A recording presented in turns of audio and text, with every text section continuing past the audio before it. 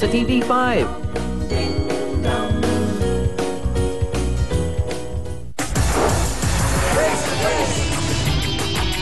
Apat na magkakapatid po ang galit na galit sa kanilang hipag. Pero ngayon po, oras na para ilabas ang kuya po na tumatayong haligi ng kanilang tahanan para po malaman na natin ang kabuuan ng kwentong ito at ng problema nila. Narito po si Kuya Rogelio June Villarreal. Pasok! Freeze! Freeze! Freeze! Freeze! Freeze! Freeze! Freeze! Freeze! Freeze! Freeze!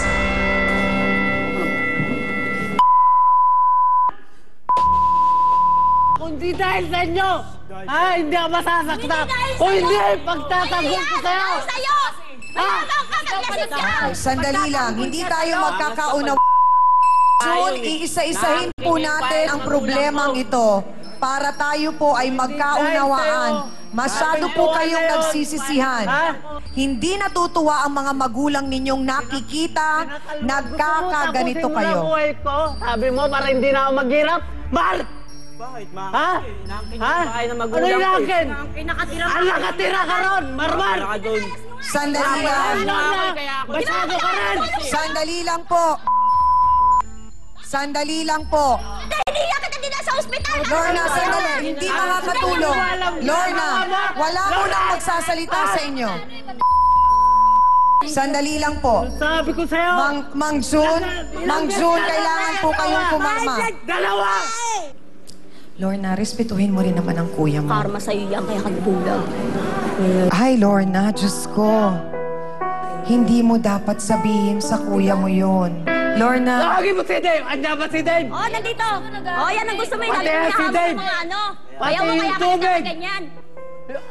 Lorna, Bulag na yung nakikiusap bata, ako sa'yo. maliliit na yung bata, hindi makakakuha Nakikiusap ng ako sa tubig. inyo. Ano pa ba ang salita na gusto ninyong manggaling sa akin para maunawaan ninyo pare-pareho kung gaano kayo kaswerte kumpara sa posisyon ng kuya nyo?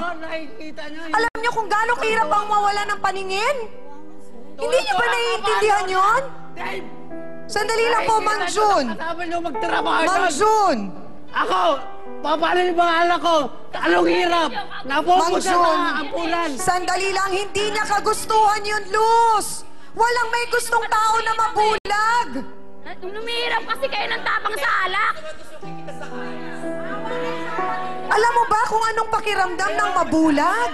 Diyos ko, Panginoon. Sakit. Ganyan lang kayo. Ikaw, Marmar, muntik mo na umampas sa ulo. Kung hindi ka ilawat. Ha?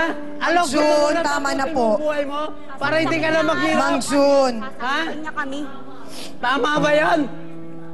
hindi ko alam kung anong klaseng puso meron kayo. Yung lahat yung bahay ng magulang ko Hindi eh. pwede askinin yan. Nakakit mo nga eh. Ako lang Kayong dalawa nga eh. Bahay ng magulang ko Mang eh. June, Mang June, kumalma lang po kayo. Alam nyo, hindi ko alam kung ano pang salita ang gusto ninyo, Luz. Sa puso. Kaya pagagawa niya Tagtag nila. ako eh. Binabayaan nila yan. Sandali lang, sandali lang. Siguro po sa pagkakataon na ito, kailangan ng mahabang counseling ng ating mga bisita kasama po ang ating trio tagapayo dahil nakakalungkot pong isipin na wala na po silang pinakikinggan. At nais po namin na sana kahit paano ay maliwanagan po ang mga isip nila. Malilibang po kayo ron? Kailan nag-umpisa yung sakit mo?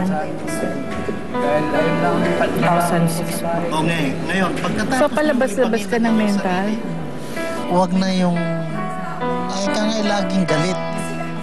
Huwag nang masyadong... Ayun nga, minsan hindi na ako naggalit dahil pag iniisip ko yun, lalo ko namumblem. Pag-aralan yung libangin ang inyong sarili. Ano po bang alam niyo libangan? Wala nga po. Wala kaming kuryente, wala kaming radyo. Kahit maliit na radyo, humihingi ako ng radyo sa mga kapatid ko, hindi ako binibigyan. Yung sinasabing sakit yun ng baliw. Opo, alam po namin. Kaya nga, ba't kayo hindi nyo maintindihan?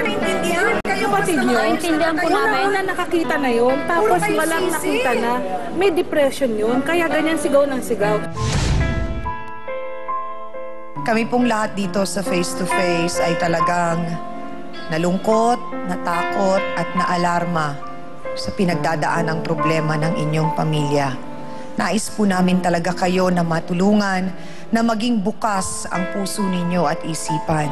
Natanggapin na lahat po kayo ay pare-parehong may mga naging pagkakamali at alam naman natin yon, Doktora, na siguro kunin na nila ang pagkakataon na ito na makalimutan ang nakaraan at patawarin ang isa't isa.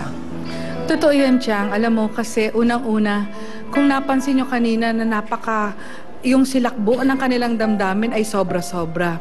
Nagkakaroon sila ng posibilidad na mag-pile up ng anger. At pag ito ay hindi na aalis sa kanilang mga kaloob-looban, chances are ganyan ang silakbo ng kanilang damdamin. At sana, sabi ko nga, paulit-ulit natin kanina na tinutulungan sila kung paano ma-explain yung paghihirap na naranasan ng mag-asawang sa pulang panig.